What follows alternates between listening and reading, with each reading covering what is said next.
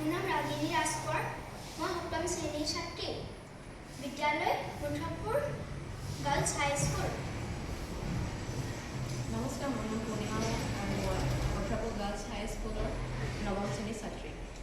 নমস্কাৰ, মোৰ নাম শ্ৰীমতী সুকন্যা চেতিয়া। মই মুঠাপুৰ গাৰ্লছ হাইস্কুলৰ 6ষ্ঠ শ্ৰেণীৰ ছাত্ৰী। নমস্কাৰ, মোৰ নাম আইছা নাছৰিন। মই মুঠাপুৰ উচ্চ মাধ্যমিক বিদ্যালয়ৰ 9ম শ্ৰেণীৰ ছাত্ৰী। আৰু আজি আমি এটা প্ৰজেক্ট লৈ আহিছোঁ, য'ত নেকি প্ৰজেক্টটো হৈছে স্মাৰ্ট স্কুল বেগ। আমি তাত সেই বেগটো ইউজ কৰিলে যোনবোৰ প্ৰাথমিক পৰ্যায়ৰ ছাত্ৰ ছাত্ৰীসকল আছে সিহঁতি বহুত উপকৃত হ'ব।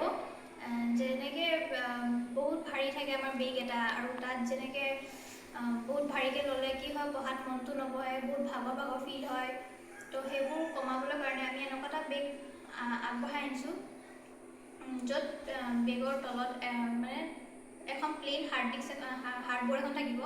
তাৰ তলত 4টা চকা থাকিব, তাৰপিছত কিনাৰে কিনাৰে বৰ্ডাৰ্ছ থাকিব, আৰু এইটো নিবলৈ কাৰণেও বহুত সুবিধাজনক হ'ব। সেইটো আমি তলৰ পৰ্যায়ৰ যেনে প্ৰাথমিক ষ্টুডেণ্টছবোৰৰ কাৰণে বনোৱা হৈছে।